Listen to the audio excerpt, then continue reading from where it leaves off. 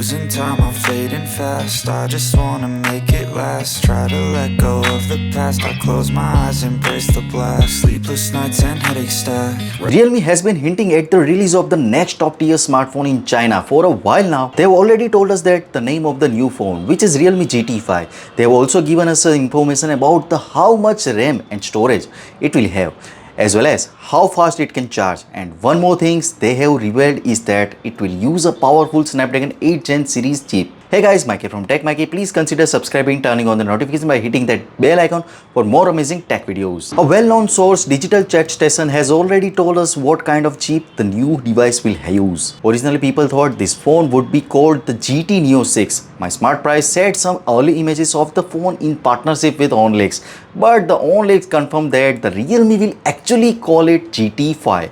Realme has now officially revealed when this GT 5 phone will be launched through a post on Vivo. Realme has officially announced that the smartphone will be launched in China on August 28 at 2 p.m. They have already given it a catchy name, God of War. It will be a king in terms of Android performance. It will worth nothing that this phone will also be available in the international market as confirmed by OnLeaks. Realme's president already mentioned that this phone can have a massive 24 gigs of RAM, making it one of just 3 phones with that much memory available to the general public.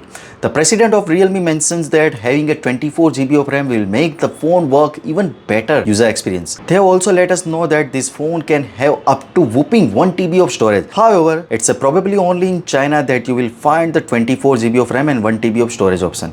Realme has also made it clear that this phone will come with the super fast 240-watt charging technology. Some earlier leaks hinted that the Realme might release this phone in 2 versions with a different charging speed like they did with the Realme GT Neo 5. Realme is planning to release 2 versions of this phone, one with the 4600 mAh battery and another with the 5000 mAh battery. They will also offer a 2 charging speed, supports 240 watt and still fast 150 watt.